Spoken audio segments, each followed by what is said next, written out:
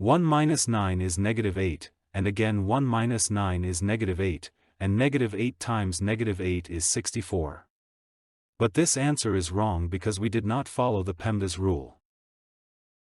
PEMDAS is a rule I use to know what part of a math expression to solve first. It helps me do calculations in the right order so the answer doesn't get mixed up. First I do parentheses, then exponents, then multiplication and division from left to right, and finally addition and subtraction from left to right.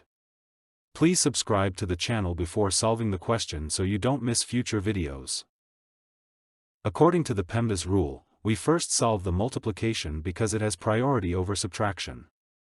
9 multiplied by 1 becomes 9, and the expression transforms into 1 minus 9 minus 9. Then, we proceed from left to right to solve it. 1 minus 9 equals negative 8, and negative 8 minus 9 equals negative 17. If you enjoyed this video, please give it a thumbs up and subscribe to the channel for more content like this. Also, let me know your thoughts in the comments below. I'd love to hear from you.